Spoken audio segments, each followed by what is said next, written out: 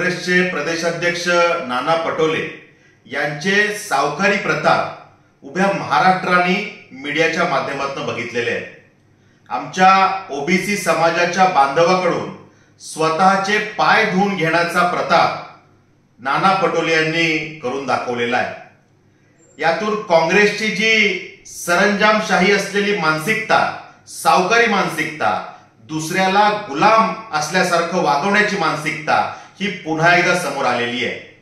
नाना पटोले स्वतःला कुठले महाराज किंवा संत महंत समजतात की काय असा प्रश्न उभ्या महाराष्ट्राला पडलेला आहे।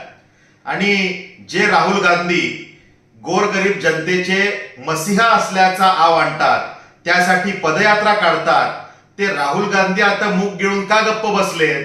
ते त्यांच्या प्रदेशाध्यक्षाचा राजीनामा या विषयात घेणार का? गोरगरीब जनतेला असं गुलामगिरीसारखं वागवणं ही काँग्रेसची प्रथा उभ्या महाराष्ट्राला माहिती आहे। पुन्हा एकदा त्याचा प्रत्यय आलाय। मग आता राहुल गांधी नाना पटोलेंचा राजीनामा घेणार का हा प्रश्न जनता विचारते। ही काँग्रेसची सावकारी मानसिकता ठेचून काढण्यासाठी भारतीय जनता पार्टी रस्त्यावर उतरलेली आहे।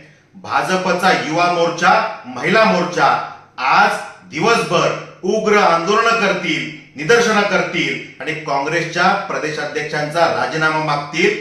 राजीनामा देईपर्यंत आमचं हे आंदोलन असंच सुरू राहील।